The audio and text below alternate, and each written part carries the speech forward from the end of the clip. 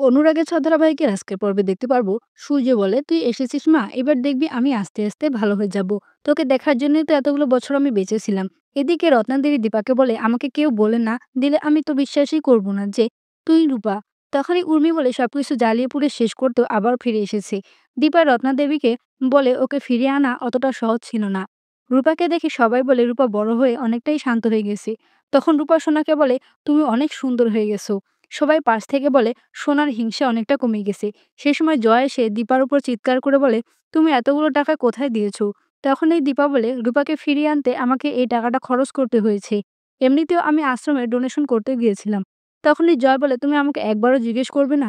সেই সময় উর্মি বলে, আমাদেরকে পথে বসিয়ে দিলে। তখনই বাচ্চা মেয়েটি নিচে নেমে আসে আর বলে, তোমরা এত চিৎকার করছো তার জন্য আমার ঘুমটা ভেঙে গেছে। জয় বাচ্চা মেয়েটিকে দেখে অবাক হয়ে যায়। তখনই সেই বাচ্চা মেয়েটি বলে, আমাকে একটু দুধ দেবে? দুধে গন্ধ লাগে, সেজন্য একটু কফি পাউডার মিক্স করে দেবে? তখনই সবাই বুঝতে পারে ছোটবেলায় জয় এই কথাটা সোনাকে শিখিয়েছিল। দীপা গল্প করে বাচ্চা মেয়েটিকে আসল পরিচয় জানার চেষ্টা করে, কিন্তু বাচ্চা মেয়েটি কোনো কথাই পরিষ্কারভাবে বলে না। তখনই উর্মি বলে, আমার কিন্তু এসব ঠিক লাগছে না। হতে পারে বাচ্চা চুরির কেসে আমাদের ফেসে গেলাম।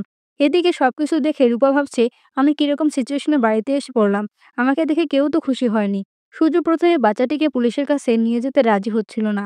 তখন দীপা বলে যে, বাচ্চা মেয়েটি কালকে সারারাত এখানে ছিল। সারা জীবন আমরা ওকে রাখতে পারবো না। সেজন্য পুলিশের সাহায্যে আমাদেরকে নিতেই হবে। তখন জয় বলে, তাহলে পুলিশের সঙ্গে আমিই কথা বলবো। দীপা বুঝতে পারে জয়কে একটু অন্যরকম লাগছে।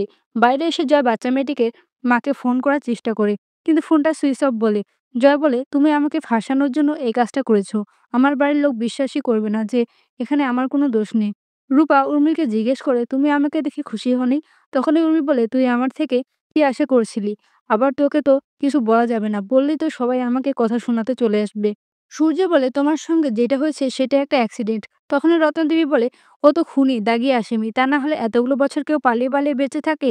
তখনই বাচ্চা মেয়েটি বলে, তোমার মা মেয়ে সবসময় লোককে কাঁদানোর জন্য ব্যস্ত হয়ে পড়ো কেন বলো তো? মা মাঝে মাঝে লোকজনকে হাসাতেও তো পারো। তখনই দীপার কাছে দুজন কর্মচারী ছুটে আসে আর বলে, আমাদের ক্লাউড কিচেনে, আমাদের রেস্টুরেন্টে সবকিছু শেষ হয়ে গেছে।